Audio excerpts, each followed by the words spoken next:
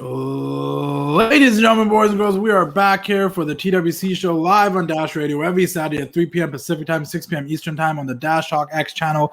Welcome back. We got tons to talk about because it's Wrestlemania week, and I'm here with Daniel from the Dropkick Podcast again. What's going on, Daniel?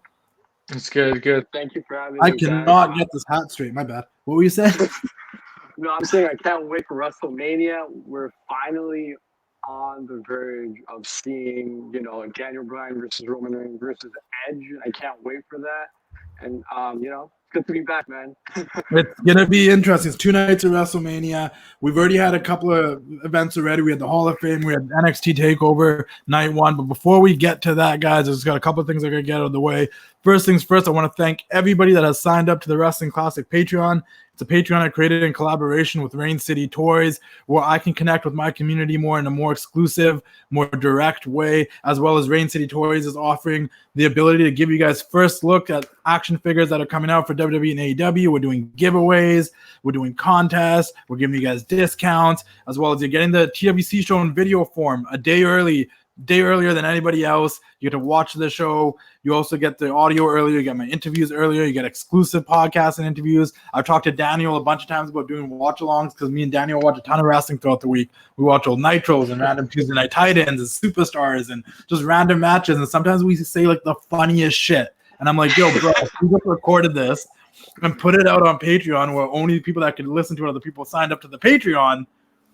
I mean, it'd be pretty entertaining and people would enjoy watching the stuff on the network with us. Now, I apologize if you're on Peacock and some of the stuff is not there yet, but if you still have the network, you can watch a lot of this stuff along with us. And if it's on Peacock, you can watch a lot of this stuff along with us. And it's always a good time. I come in with that insight as someone who watched a lot of this stuff growing up or when it was live or whatnot. And Daniel brings that insight as someone who's either just watching some of this stuff for the first time or like just getting into it. Like he just got into Nitro and like 80s Tuesday Night Titans stuff. Is that right?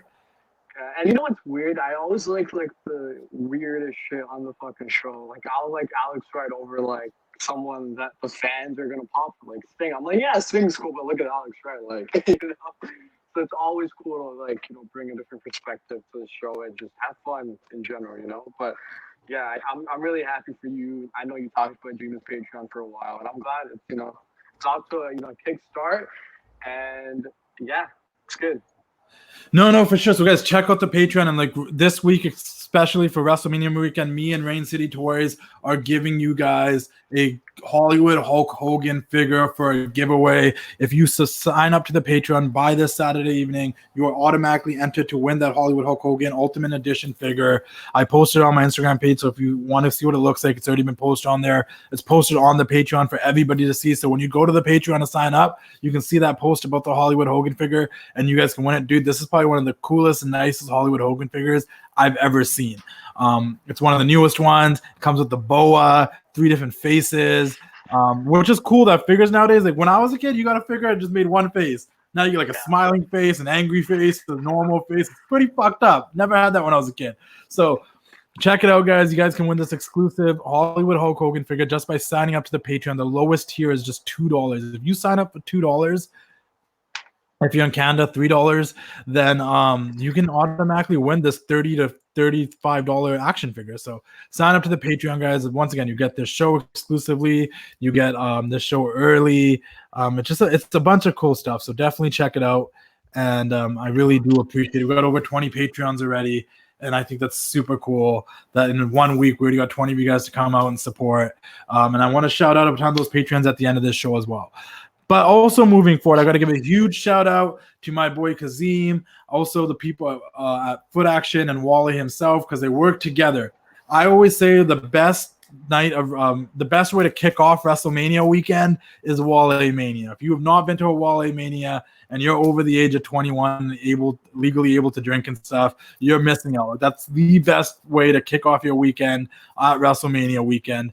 And Wally hosts this event. He always has all these wrestlers in the VIP section and special guests and whatnot. I've been to 2 so far, and both of them have been memorable moments. If you guys have followed me closely, you've heard my stories where I met Rob Van Dam and Liv Morgan and Marty Scurll and all these people at Wrestlemania, Brody Lee, Kofi Kingston.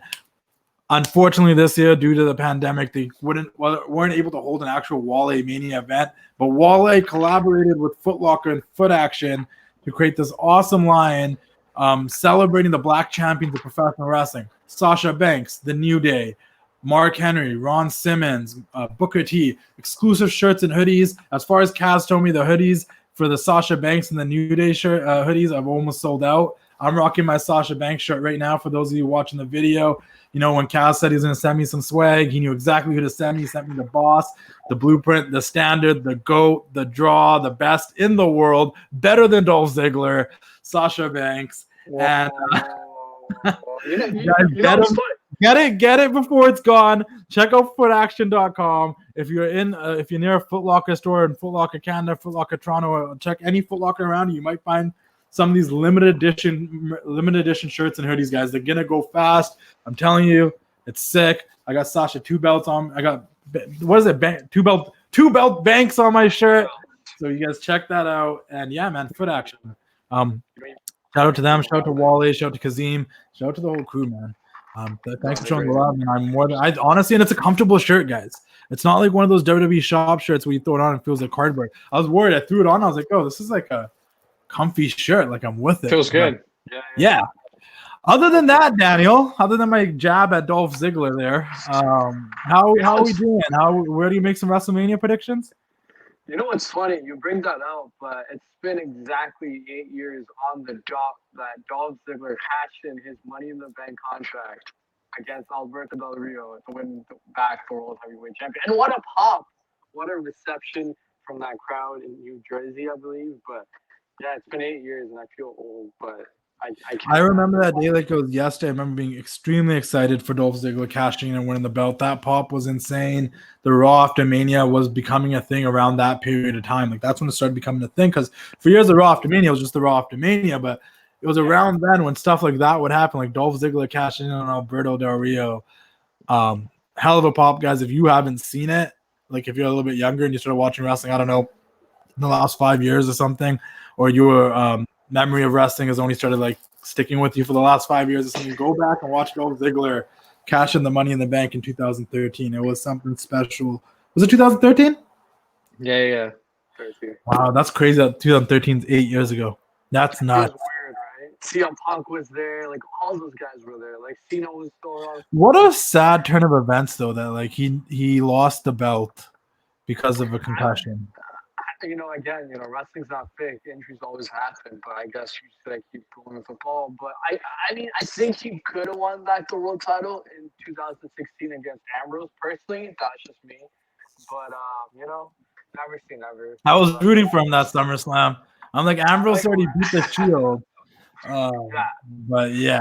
Speaking of Ambrose, let's just quickly talk about AEW because there's not a ton that I really want to say. First things first, like it was a good show again this week, all faction wrestling. Once again, the things that stood out to me the most and the stuff I enjoyed the most, which is also the stuff I enjoyed the most last week, is the stuff between the Inner Circle and the Pinnacle. Jericho's promo, Jericho spitting, making fun of MJF's scarf and making fun of everybody there, like making fun of Sean Spears, saying that, this guy got released from the WWE. That's allowed to ask me for help and support. Just dogging on Dax Harwood and Cash Wheeler. Like, it was a really good Jericho promo. I feel like this was Jericho of old, a Jericho we haven't heard from in a very long time. And I wonder if it's because babyface Jericho is just so much better at insulting people than heel Jericho.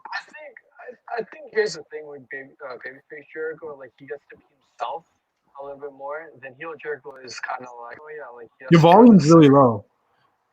He has to kind of like simmer. Can you hear me now? Yeah, I can hear you. It's just really low. That's weird. But he has to kind of like simmer down when he's a heel. So I think babyface Jericho is just like, we've seen that in WWE, right? For many years, the Y2J stuff, and when he came out with the light up jacket. Personally, I think heel Jericho is the best when he's wearing the suit, but I don't know, man. I enjoyed it. And he came out with this new beard. I thought that was really cool. Well, the facial hair helped. That stood out to me. I'm like, yo, this facial hair on him? I dig it. And I just think when he's a baby face and he's insulting people, he says things that are going to make the fans pop. But when he's a heel and he insults people, he's not trying to make you pop. Like, he knows what he's doing. He's Chris Jericho. And now that the Inner Circle are baby faces, now he's insulting MJF and Sean Spears the same way we would in like a group chat. Like Sean Spears is a jobber, even though we don't really think he's a jobber, but we say that shit because it's funny to the boys. So now he's saying shit that's gonna pop up as like, that's funny. He called Sean Spears a jobber. Oh, he's making fun of MJF's scarf that he's been wearing for like 6 years. Like it's shit that you would say as jokes, and that's what Jericho's saying on television. So I'm with it, and the fact that the Pinnacle got a upper hand back on the Inner Circle by attacking them, and we're going into blood and guts. I'm with it. Now, Mike Tyson being with the Inner Circle is a little weird because I don't even know. It was all good. It was all good until Mike Tyson came out to help the Inner Circle. Like, where do we go from here? Does he turn on the Inner Circle? Is he the enforcer for blood and guts? Is he on the team? Like. No, so here's the thing. Here's the thing with Tyson. He's gonna be the special enforcer next week. Jericho's wrestling, I think, Dax Hardwood in a singles match. So I don't know what's gonna happen, but I feel like it's gonna be like a callback to Shawn versus Steve Austin at Mania 14 when Shawn got laid out by Tyson. I think it's gonna be something similar to that. But I don't know. But here's the thing with Tyson. I think it's cool. Like he brings in that like mainstream audience that AEW kind of lacks nowadays, if you know what I mean. But I'll give them props for trying. At least he ripped off his shirt properly this time. So it was cool, man. I always pop for Tyson showing up on Dynamite. I'm just saying, Daniel, your sound is really weird today, man. You're going up and down. It's clear, then it's like not clear, but it's okay. What else happened on Dynamite? I think obviously I'm also curious though because they had the Death Triangle come out there. And it seems like the Death Triangle is going to start feuding with the Best Friends, and the Best Friends now consist of Orange Cassidy. You sound way better now. Orange Cassidy, Trent Beretta, Chuck Taylor, and Chris Statlander, which leaves me wondering. You know what's funny? Are we going to get a woman to join the Death Triangle? I don't even mean to cut you off, but like people are gonna say I'm stupid. I thought QT Marshall was part of Best Friends at one point when I first started watching Dynamite. I was like, no, QT Marshall's got his own B Squad, B Squad Nightmare Factory. Wait, so is he feuding Cody? What's he's feuding Cody? This is like Flair vs. Arn Anderson because bro, let's QT go. Marshall's that great. QT's the man. What are you talking about? I don't know. Like I don't know what's happening in that feud. I don't get the whole concept behind it. Right. But is there a woman going to join the Death Triangle? Do you think we're going to get like an Ivelisse or a Thunder Rosa? Like the Thunder Rosa is a babyface. Ivelisse or Diamante, or a new woman to come help the Death Triangle to balance off Chris Statlander? Zelina Vega, possibly. That's what a lot of people were saying, and I'm with it if that's the case. I mean, Andrade recently tweeted like an emoji of like a jaguar or some shit. I'm like, yo, is this motherfucker really gonna AEW? Would you join them though? But I think Zelina Vega, Thea Trinidad with Pentagon and Phoenix would be dope. To have that person translate and be with them. Mm-hmm. I don't know. What are you gonna say? No, I was saying I don't know if AEW needs more, new talent, dude. Their staff. I don't either. I think they shouldn't be signing more people. Mostly people that could be top people, and probably won't be top people in this roster that they already have. I'm not fully with it as well at that point. Like they already have so many guys that could be top guys, and they can't even properly book them. I don't even know. Is Moxley still going after Kenny Omega? Is that what's going on? I don't know. I think we were talking about this in the Clubhouse chat. By the way, check out Justin's Clubhouse. It's ran by Pro Wrestling Anonymous. But I feel like the world title feels like a secondary title. It doesn't feel like the main championship anymore. I don't think it feels like a secondary title, but I do feel like they've been focusing more on this whole angle between Kenny Omega, the Good Brothers, and the Bucks, and really Kenny Omega having someone going after his belt. And if that person is John Moxley, he's just kind of felt like a pawn in their storyline because the last 3 weeks of shows have ended with the Bucks being confused, the Bucks helping out John Moxley, now the Bucks joining back with the Good Brothers and Omega. Like the Bucks don't even know who they are. They're having this like inner conflict between their friends and being businessmen and VPs. Like, who are we? Like, and like I know people are like, oh, it's like a slow burning thing, but oh, they're conflicted because of Kenny and the Good Brothers are the friends, but they're trying to be good people now. And it's like, how much does anyone really fucking care? To be honest, like, can we just get to the point?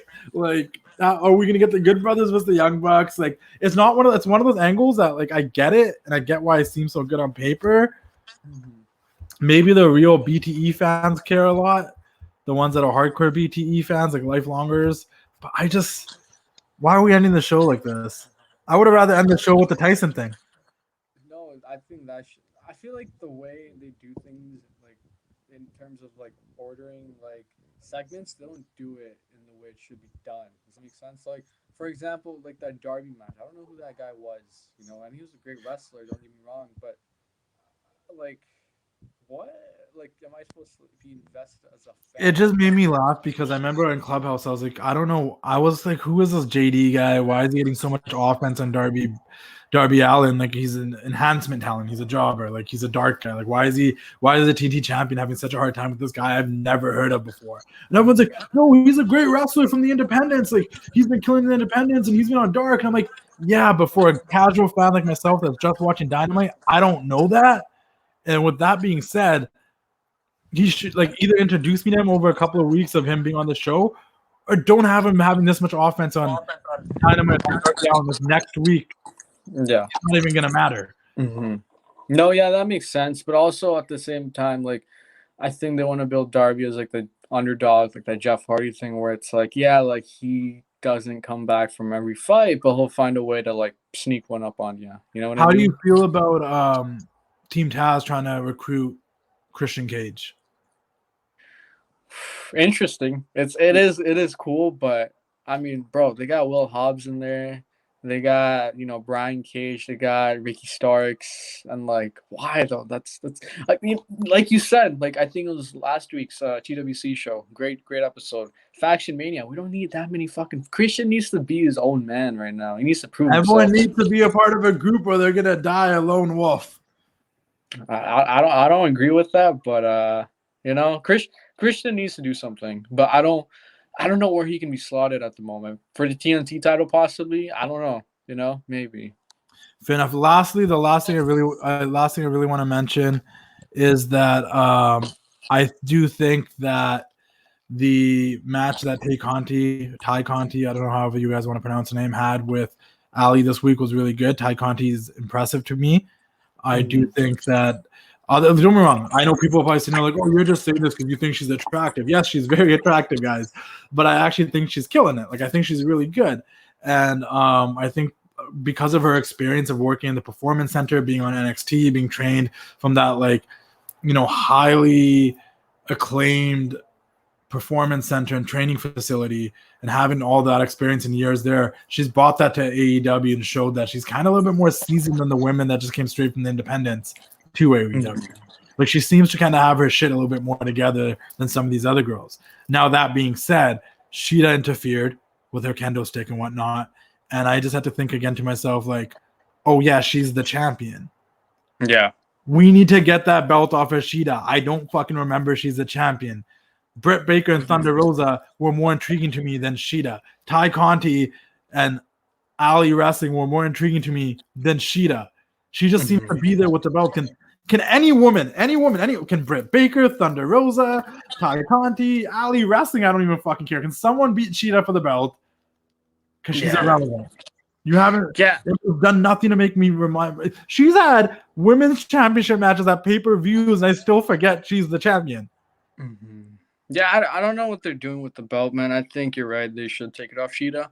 But at the same time, like, give it to Britt Baker, give it to Thunder Rosa, give it to, whoever. Yeah, I don't know. But that was Dynamite this week. I really enjoyed it. Once again, guys, if you did miss it, check out all the stuff that happened with the Pinnacle and the Inner Circle. That was probably the highlight for me. Hangman got picked up a good win to start off the show. Like, there was good stuff all throughout the show. It was a solid show start to finish. But obviously it has its flaws. Like, the women's division is so confusing to me. And what they're gonna do with certain situations and storylines, like I don't know. Eddie Kingston hobbled out there to help John Moxley. Dynamite's good, but they're a month away from their next pay-per-view, so we can talk about them later. Let's talk about WrestleMania weekend. Let's continue talking about the WWE. Before we get to our WrestleMania predictions, what everybody's here for, I just quickly want to touch on the Hall of Fame. How'd you feel about the Hall of Fame? They fit 2 classes in 4 hours.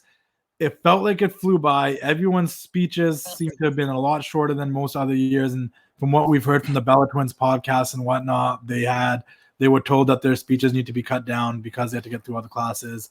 How were your thoughts on the Hall of Fame? What are your final thoughts? Really, really good. I enjoyed the second half, the 2021 class. The smaller class. It was way smaller.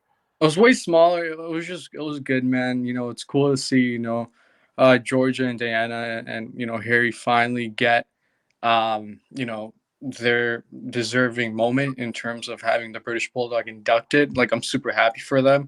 And also RVD got into the Hall of Fame, and I got goosebumps just like listening to his speech, because like when he went there, like it felt like he was speaking from the heart. It wasn't just some like teleprompter like telling him what to say. And he's talking about like, and it was cool, man. Like, it made me like get goosebumpy, and I was like, I watched this guy grow up, and we interviewed him together, so I was like, that was pretty cool. No, and of course, yeah. No, and of course, the NWO speech and Kane, like it was good stuff, man. I enjoyed it. Yeah, for those that don't know, I'm just going to quickly go down. So for the 2020 class, we had JBL, we had Jushin Thunder Liger, we had Davey Boy Smith get inducted by his son Harry, his daughter Georgia, and his wife Diana Smith and their dog. We had the Bella Twins go in. We had William Shatner, Titus O'Neil with the Warrior Award. And that was the first class. And to be honest with you, from that first half, like, I thought JBL's little thing at the end of his speech where he seemed like he was going to apologize for all the people that he bullied or picked on throughout the years. Like, I'm not going to do that. I'm a wrestling god. It was just a cool little tidbit. I think that's some shit you would do if you ever got into the Hall of Fame. Jushin Thunder Liger wasn't allowed to. What are you trying to say, man? Jushin Thunder Liger wasn't able to be there, of course, because the pandemic and whatnot. But it was a nice little speech from him as well. It was, to your point, like it was great to see Georgia, Harry, and Diana out there. And Davey finally, long overdue, getting put in the Hall of Fame. I was all about that. The Bellas are getting a lot of hate. A lot of people like they shouldn't be in there yet. What are they doing? The speech went too long. Nikki thanked John. That got people to pop.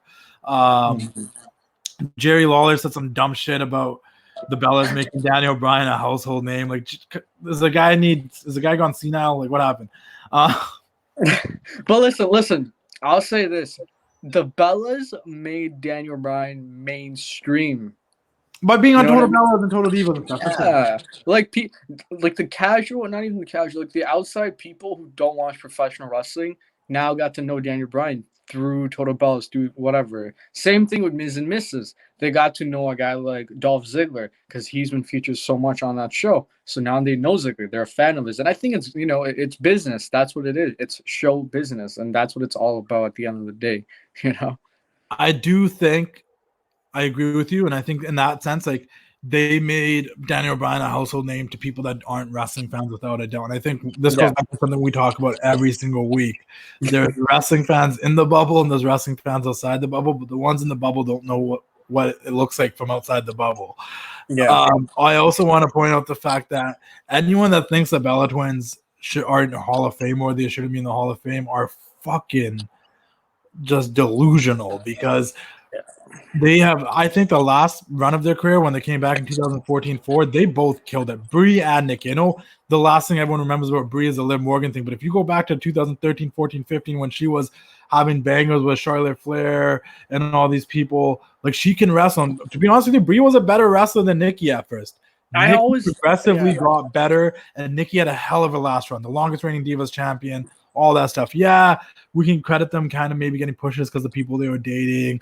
You can say whatever you want to say. They were just pretty. They got hired as models, but they made an impact. They created a crazy fan base, and they were able to build this brand for themselves, which led them to do so much more outside of wrestling, whether it was Total Divas, Total Bellas, starting their own clothing line, starting their own wine. They got their own body products. Like, they are killing it outside the wrestling. They're on People magazine announcing their baby names. Like, that's how big of, like, celebrities they've become to a certain pocket of people out in the world. I'm not saying they're like A+ celebrities like Leonardo DiCaprio or something, but they're celebrities. They're celebrity enough, outside of wrestling.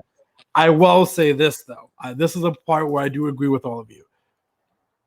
was it kind of early to put them in the Hall of Fame? Probably. I was gonna say that. Could they be put in the Hall of Fame 5-6 years from now, and it probably would have made more sense for sure. Mm-hmm. I don't think they're fully retired yet. They're already teasing coming back to the ring to go after those tag titles. Yeah, I mean, doing shit outside of wrestling. Total Bellas isn't off the air yet. Like, yeah. I think there was other women that you could have put in the Hall of Fame first, and then got to the Bellas eventually. But it's cool. It is what it is. No, I think you said it best. Like, I think on Clubhouse again, man, Clubhouse is great, but like, you know, their careers aren't set in stone and they aren't done yet. You know what I mean? Like, they're still gonna run their TV show. They're still gonna have one more run, you know, as rumored. So I think, you know, I think the minimum should be like stay retired for 3 years, and then you get inducted. You know what I mean? I didn't say that. Someone said that on Clubhouse. Shout out to whoever said that, but that I think that's true. Like, so, yeah, I think it was Kenneth, and he's like, you should be retired for at least 3 years before being considered for the Hall of Fame. Yeah, and that's how it should be, man. Like, you know, like that's how the rules should go. But I mean, what do I know? You know, it is what it is. But it was cool to see. It bothered me that a little bit that for the intro of both Hall of Fame events, they used the speech that Savage gave at like the 1993 or 94 Hall of Fame, and I'm just like, couldn't bring him back to give a speech. Put him in the Hall of Fame after he died. Dude, I was watching Tuesday Night Titans, and I was like, Savage was the coolest guy ever. Like, everything mattered. You know, every move he did. You deal with the hand. I'm gonna talk to you guys all. I'm gonna let you know how I feel. Yeah.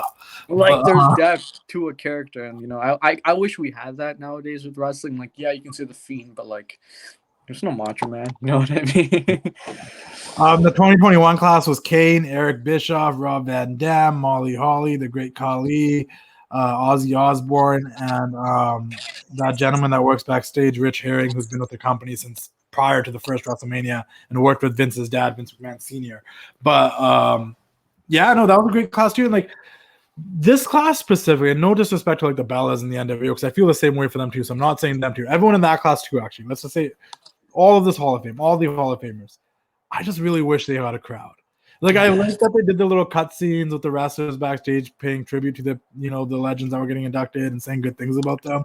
But even to have like them to be sitting out there in their gowns and suits at tables eating and stuff while the speech was like, that would have been cool too. Like, to have just the Thunderdome felt weird, but it's really symbolic to the times that we're in. But it felt weird because like they would be saying things to the crowd, but realistically no one's there. And I'm pretty sure the Thunderdome things were pre-taped and just like used for this, so it wasn't even live. Yeah, and, you know, but you know, they could do so much, man. You know, but I'm happy. Like, I know Batista pulled out of it, but you know, I get it 100%. If I was going to the Hall of Fame and being inducted in front of no people, I would do the same thing. Like, I get it, you know.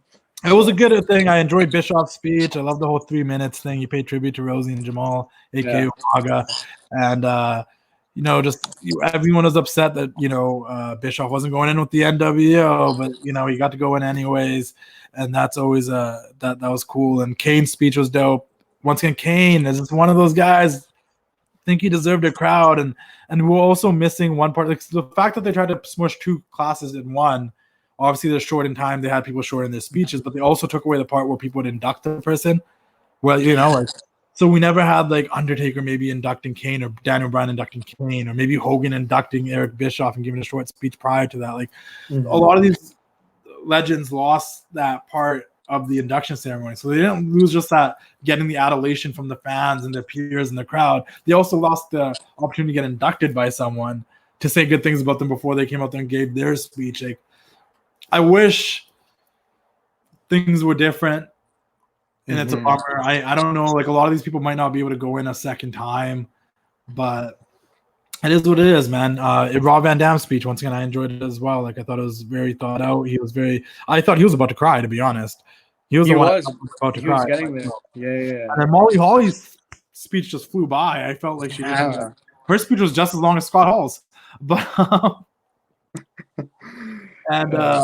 And shout out to Great Khali. Good for him. I don't know why everyone's hating that he got in there. I thought it was worthy. We didn't get no Khali kiss cam though. And everyone was like, yo, how are we gonna understand him talk? This man was speaking like more English than Jushin Thunder Liger.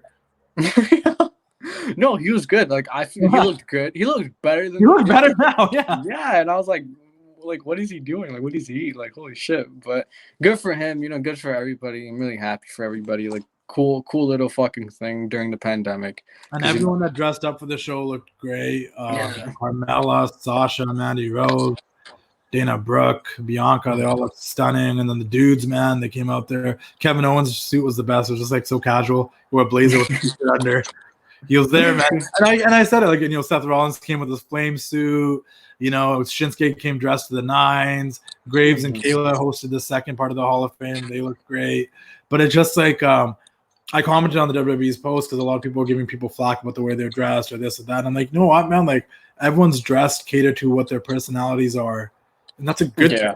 I'd rather everyone be dressed catered to what their personalities are or what their character would potentially dress like, rather than them being dressed all in suits looking exactly the same, without showing any real personality. Mm-hmm. No, 100%. I think you gotta have depth to your character, whether it's, playing it inside the ring or outside the ring. Like, it's cool. It's cool that they do these extra things to make, their characters matter, even on TV, and just make themselves seem larger than life. So I appreciate them for, going the extra mile for that. It's pretty cool. But 100%. So I am, guys, I just got some inside scoop about some stuff, and I'm just going to drop it here, because if you hear this, and if they hear this, I might get in trouble. But regardless of the fact, I can almost 99% guarantee you, because I'm supposed to be doing an interview with these people, but we're going to do it next week because we want to wait and see, because there are a couple of superstars that will be debuting new theme music this WrestleMania weekend. So keep your ears open, because there might be some new theme music debuting for some major top stars this WrestleMania weekend. One, which I think is long fucking overdue. The other, we'll see what happens, but I know two for sure. And you guys will be ready to hear these new theme songs. I'm ready to hear you guys' feedback when they come out. Believe that. You know what I mean? Other than that, we're going to go to WrestleMania now, man. Oh, one last thing. NXT Takeover Night 1. It was a solid show. I tried to watch Dynamite at the same time, but the things that stood out to me the most was I really enjoyed Pete Dunne and Kushida. I thought it was a really good match. It was a great match to open the show. Pete Dunne looks lean as fuck. He's in shape. I'm with it. And he was the right guy to win in that situation. And also Butch Reed won the Turmoil Gauntlet, whatever it is, to face Johnny Gargano tonight. Yeah. And if you're watching this in the next hour or so, because I'm going to drop it on Patreon in the next hour or so, you'll hear me say that. But if you're going to listen to this tomorrow, he would have already either beat or lost to Gargano. And the match tonight for me, to be honest, MSK or whatever their name is, they won the tag belts. Raquel beat Io Shirai for the women's championship, which I felt like was due time. Io's reign was coming to an end, and I think we'll probably see Io on Raw and SmackDown soon, which would be amazing, unless she stays for NXT longer. I don't know. But I think that Raquel won, and we're going to head into some sort of Raquel Dakota thing eventually, which gives me Shawn and Diesel vibes. But I was going to say, yeah. Yeah. But the match tonight for me was Walter versus Ciampa. They did not make Ciampa look like a bitch. They made Ciampa look like he could hold his own against Walter. But the big man from the UK, or wherever the hell he's from, NXT UK at least, picked up the win in a really hard-hitting, strong-style match. You guys should definitely check that out. But we got some time to really quickly go over our WrestleMania predictions. 2 shows to go over, night 1 and 2. I'm pulling up the card. Daniel, what are the matches you're looking forward to the most? Probably Edge, Bryan, and Roman. I think that's been like WrestleMania, like that's like the big match, I guess. But that should be good. Randy's match with the Fiend. I'm hoping. I know I say this like every time we talk. I hope they play Burn Him Out Light in the 5. Bro, I'm never letting go. Like, hey, nothing you can say. Nothing's gonna change what you've done to such a good theme. Such a good theme. And they might. Who knows? But I feel like there might be a couple of surprise returns.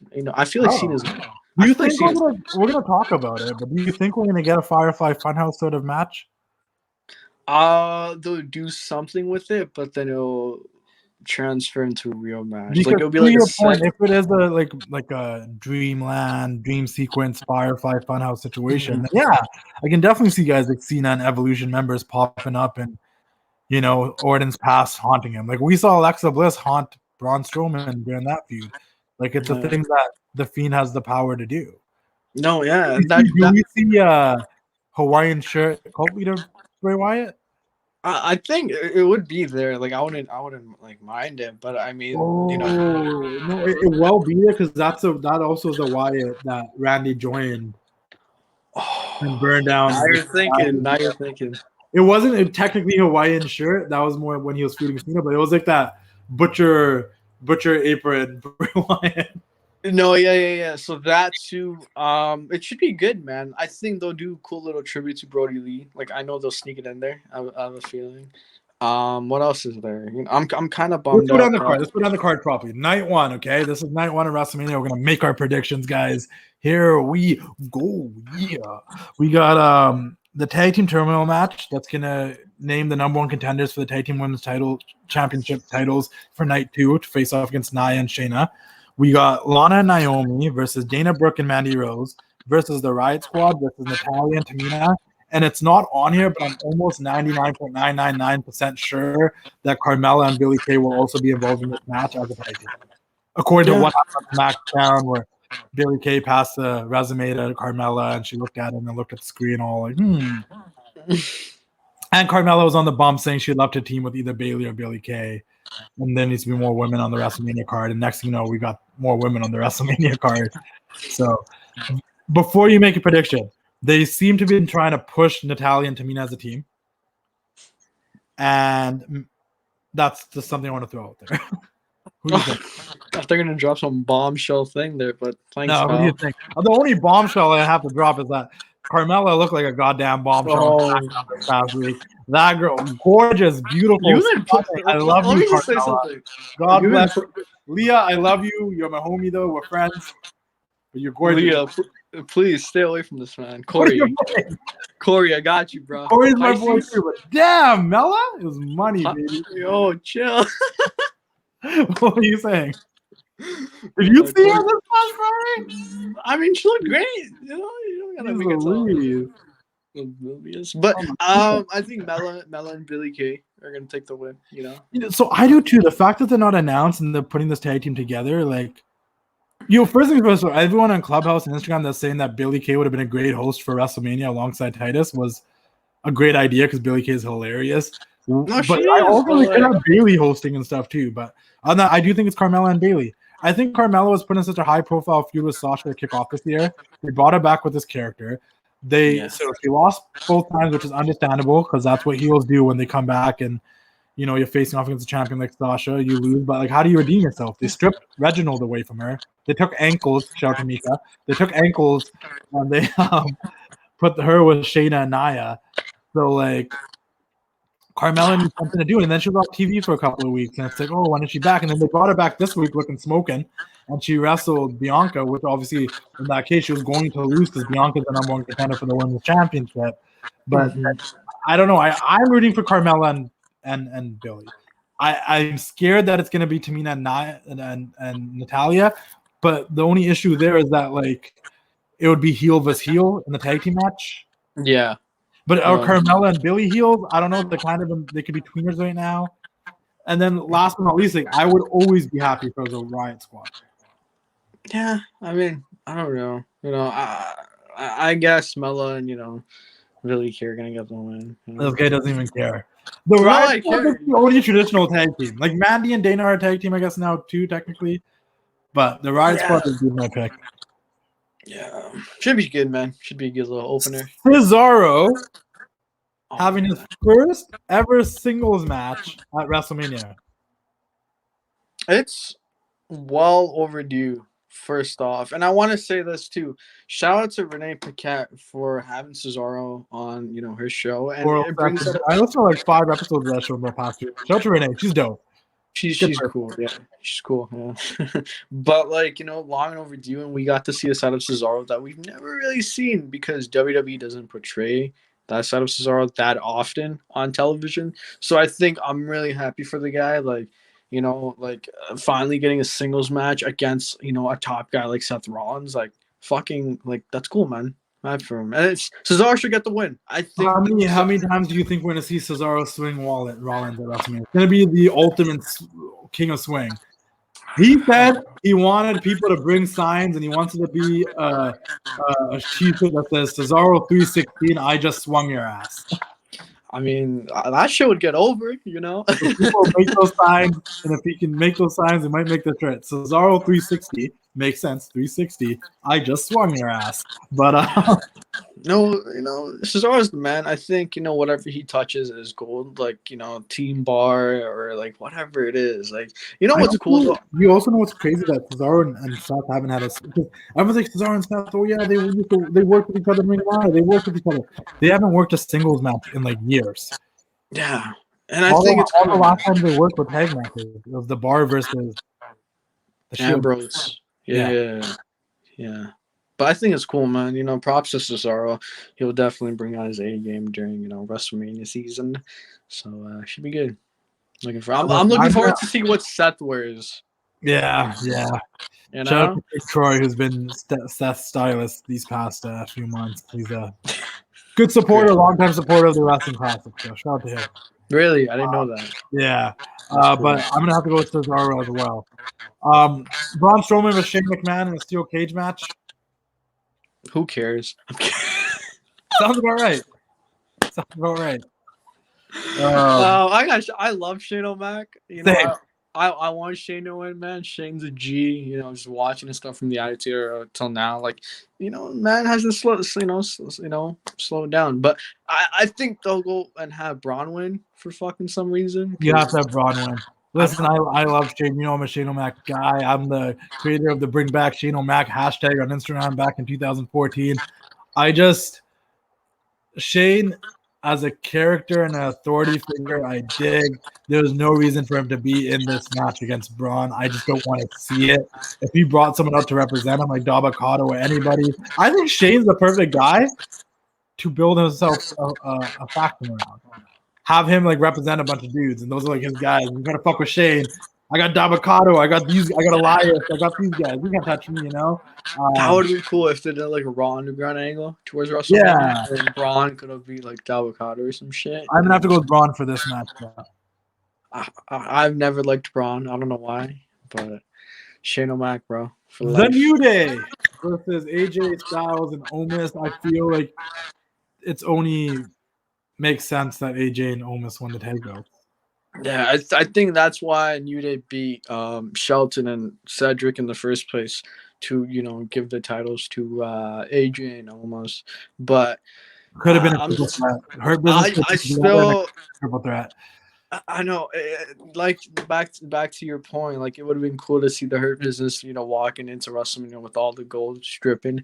And I would have been with it. The past 2 weeks of Raw sucked, and it's because they broke the Hurt Business. Nobody cared about Baron Corbin. Nobody wanted to see Bobby Lashley fight Cedric and Shelton. It just sucked. I don't know whose call that was, but it sucked. You know what's funny? Every time WWE has such a situation, they just fucking throw Baron Corbin in there.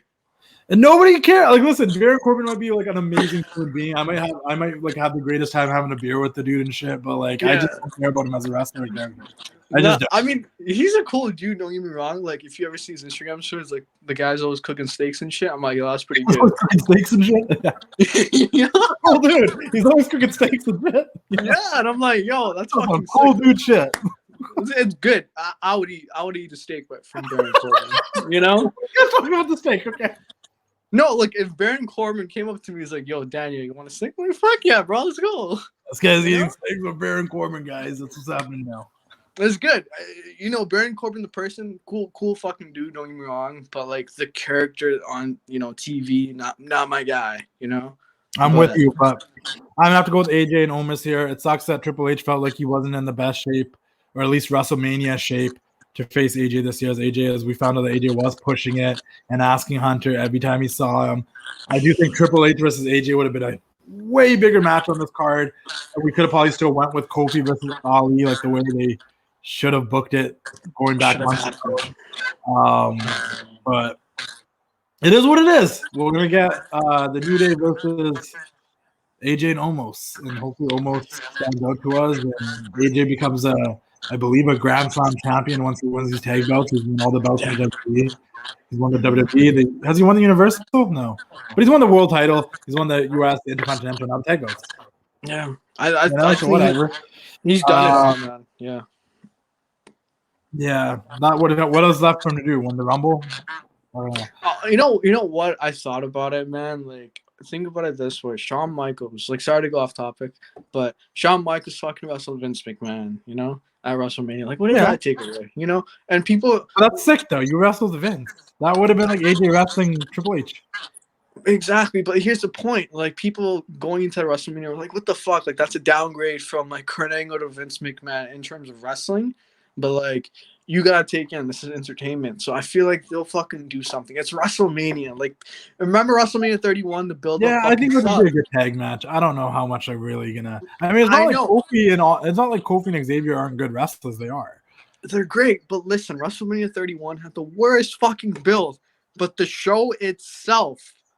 Yeah, one of the greatest shows of all time. To your point, everyone was not a fan of the whole entire AJ Styles versus Shane McMahon thing. That ended up being probably like the best match on that WrestleMania 33 card. Exactly, and I feel like people aren't positive. You know, I got time some positivity, energy right here. Dig it. But we got like 15 minutes, so we got to rip through this because we have a whole nother card to get through. We have Bad Bunny and Damian Priest versus The Miz and John Morrison. Bad Bunny was great this past week on Raw. He was probably the highlight. When people like, what do you like about Raw this past week? I said nothing, but maybe the Bad Bunny stuff. Yeah. He seems to actually care. He seems to be actually training. They changed it to a tag match, thankfully. Yeah. Obviously, Bad Bunny and Damian Priest are going over here, so I don't know if there's much. No, I think Bad Bunny and Damian Priest will go over, and then that's it for Bad Bunny. But props to him for putting in the work. And it's he's a wrestling fan. This is a dream for him, man. It's a dream for him. He's a genuine wrestling fan at WrestleMania wrestling. Nah, I dig that. Bobby Lashley with MVP versus Drew McIntyre for the WWE World Heavyweight Championship. Does McIntyre get his moment back, or do Bobby retain and continue the reign of the Almighty? Okay, I'm gonna go quick. I'm gonna say, okay. I know I want Bobby Lashley to retain. That's what's ideal in my mind. Yeah, there's fans back in the arena. McIntyre is getting his moment. No, exactly what I was going to say. McIntyre's going to get his moment. People are going to turn on him, and then we get a heel McIntyre run with the title, and then boom. And people start cheering for Lashley, and they turn Lashley babyface. We get a double turn. Yeah. Double turn Mania. Oh my god! But yeah, we both agree Drew McIntyre then, right? Yeah. We are really happy Lashley's champion, but we feel like they're going to give McIntyre's moment back. And who's to say that Lashley doesn't get the belt back in a couple of months? He will. He's a made man. I don't know if he will for sure, but who's to say we won't, right? Like, who's to say guarantee that we won't? Sasha Banks, the boss, the blueprint, the GOAT, the standard, the greatest of all time, the greatest women's wrestler, professional wrestling, the draw, the best in the world. Cut the cameras. Mercedes, KV, Sasha, Salsa, Banks. I wonder why she doesn't like you on Instagram. I think it's all Salsa Banks. I don't know. She repped the Wrestling Classics, so that's all that matters. You know? I mean, she didn't tag you, but yeah. This guy's trying to make me hate Sasha. On that note, I do think that the Boba Fett DDTing Sasha Banks does retain the title here. And I've gone over this multiple times. I've even made a post about it on my page where I try to get you guys' opinions. There's two ways this goes. Bianca wins, and we get a happy-go-lucky moment, either if it's the end of the show or before Bobby. Either Drew or Bobby or this is going to the main event. So either Bianca wins and we get a happy moment. I'm not going off your side of the phone, I think. But either Bianca wins and we get a happy moment, or Sasha retains by cheating, getting desperate to beat Bianca, realizing that Bianca is more of a threat than she estimated, and she turns full heel and she retains the title. And the way to get people, because Sasha's in this weird phase, like she turned babyface to beat Bayley. She had a babyface. She was a babyface with Carmella, but even though she's been a babyface, she's been like the type of babyfaces I like, the ones that are good babyface but still don't change their personality. So she's still arrogant and cocky as ever, which makes it really easy for her to go back to being a heel. And Bianca's a perfect foil. And I think the build-up has been so bad for this match that it's not the conclusion to the feud. it's basically the beginning. Like this is gonna go on, I think, until the summer. And I think Sasha will eventually win the women's championship. But Sasha wins here, goes full heel, goes insecure. I'm better than Bianca. I beat her. I don't care how I did it. I still beat her. That's all that matters. I beat Bianca Belair at the main event of WrestleMania.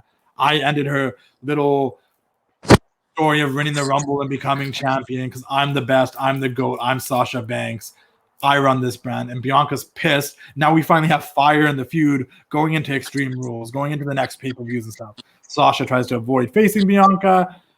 Bianca eventually beats Sasha. I would hope maybe at SummerSlam because I like things happening at the big 4 pay-per-views. But yeah, what about you? So my point being, I do pick Sasha Banks. Sasha Banks retains. I've gotten to like Sasha over the couple months because of because of why? Shut up! Not because of you. Not because of you. You made me hate it. Because of Steve Austin and because of her documentary that dropped like 2 years ago. This but I give you the credit where credit's due. The banner down here needs to change to Sasha Banks is the greatest of all time. I need to add that in there. But go on. No, I got a banner that says the blueprint, the boss, the standard, the draw, the go, the moped. And you yell at me because we're losing time. It's because of you, brother. Hurry up, pick. Yeah, I got Sasha.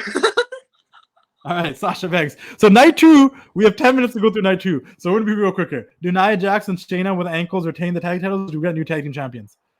Who the fuck are they facing? It's whoever wins the turmoil. So if they're facing Carmella and Belly, it depends who they're gonna retain. Yeah, I think they're gonna lose it finally. I think it's time they lose it. I think it's gonna be something to do with Reginald. Shayna's gonna turn on Nia. We're gonna have a Nia Shayna feud briefly before they get back to the women's title picture. Matt Riddle versus Sheamus for the United States Championship. I got Sheamus. You know, he'll have his good moment for WrestleMania. I gotta say Sheamus too, just due to the fact that like he's just been killing it for the past 6 months. He's the man. He's McIntyre. Yeah, like he's been consistent. Whereas Matt Riddle, like I just still isn't. They can put a belt on him.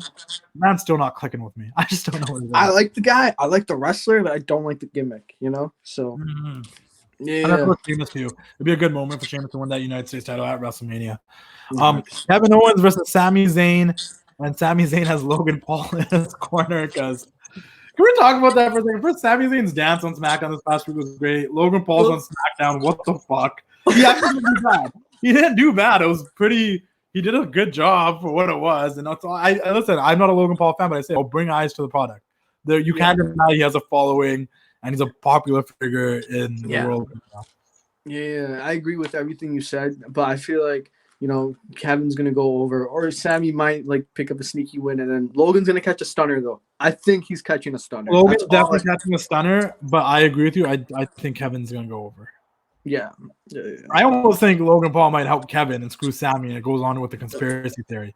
And that was a conspiracy. Logan Paul turned on me as a conspiracy. I can see it already, And then one of those situations where Logan Paul's like raising Kevin Owens' hand, like he's happy, but then still eats a stunner because Kevin Owens is like, who the fuck are you?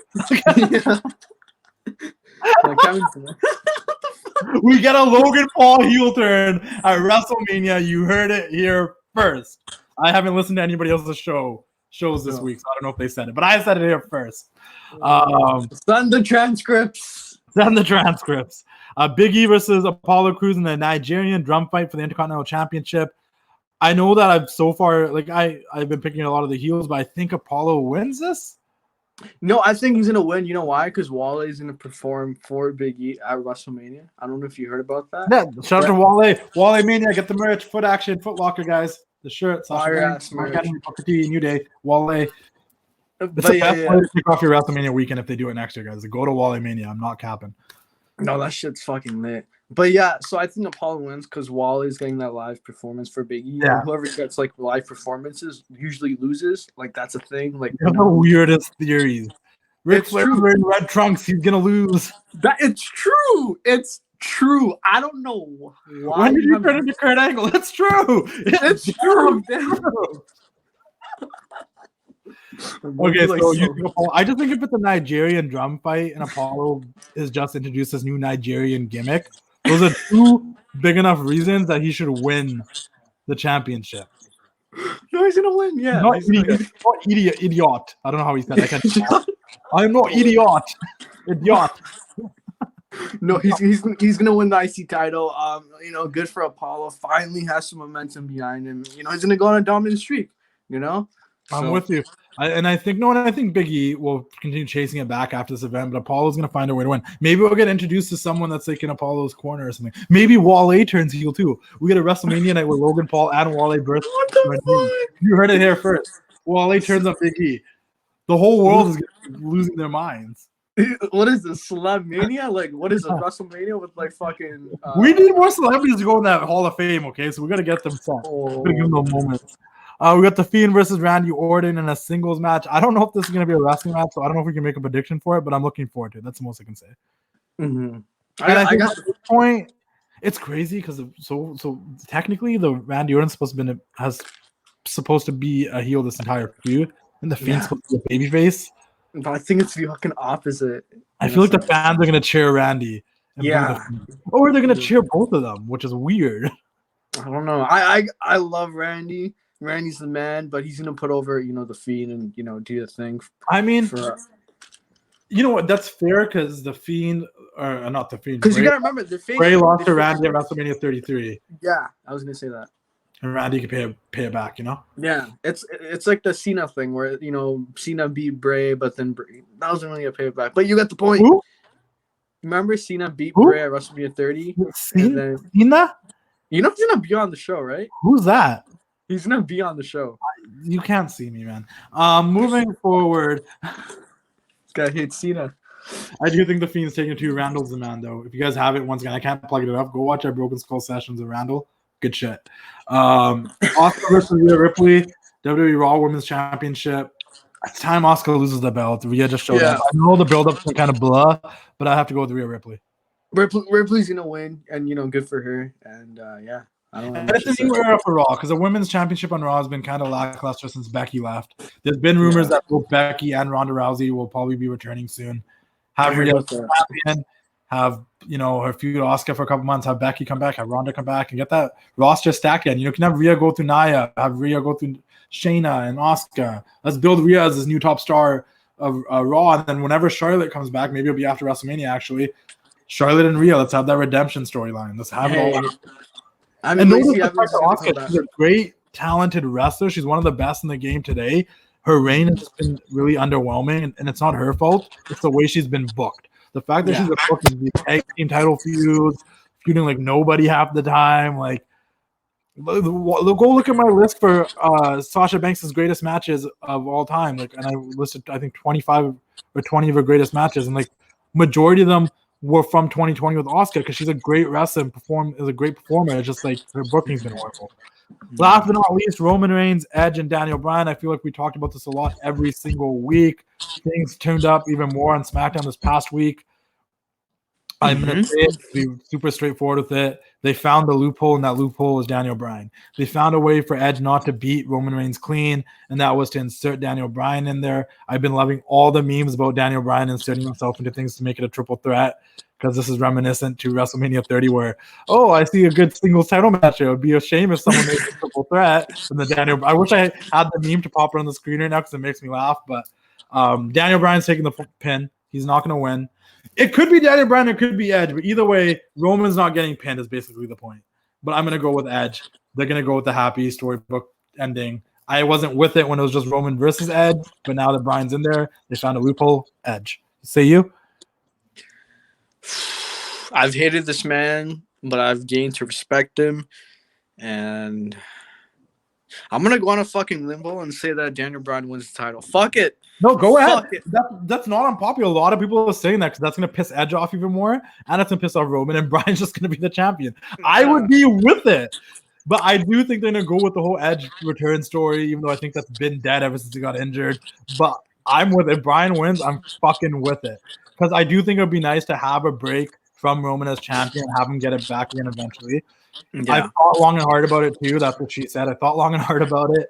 And I do believe that we don't necessarily need Roman to be the champion when he does face The Rock next year. So get the belt off Roman, let him get it back, put someone else over later this year, and then have him face The Rock in Dallas in front of 100,000 fans. Yeah, smart. 100,000 fans. I know people are saying Hollywood, but that's too far away from now. The way that everyone likes Roman right now, there's a chance that he might become a babyface again because he's such a good heel. So we need to pull the trigger. Don't jinx it. We got to pull the trigger on that Rock Roman thing by next year. That is it for WrestleMania, guys. I hope you guys all enjoy the show this weekend, both nights. If you guys are on Patreon, you guys can watch this and you can see our facial reactions, and it's a lot more entertaining because, I'll post a clip on my page and stuff, and you'll see we're just all out here acting cool. But if you listen to this on Apple Podcasts and Spotify, we still appreciate you. If you listen to this on Dash Radio on Saturday before WrestleMania, thank you, guys. Go subscribe to the Dropkick Pod on Apple Podcasts and Spotify and stuff as well. Follow him on Instagram, the Dropkick Podcast. Follow him at Danial M8. And that's about it, guys, for the TWC show this week. Go check out this limited edition drop between Foot Locker, Wale, WWE, and Foot Action. Shout out to Kazim. I'm wearing the box, the standard, the GOAT, the draw, Sasha Banks. My all-time favorite women's wrestler who gives me no attention. But you know who's amazing? Carmella, we love you. You're a Wrestling Classics favorite. TGIM belongs to Carmella because thank God it's Mella, right? Other than that, guys, keep doing the thing. Enjoy WrestleMania. We'll be back next week with our thoughts and opinions on the shows. Yeah. Ooh, yeah, dig it. That was that was fucking entertaining. Holy shit.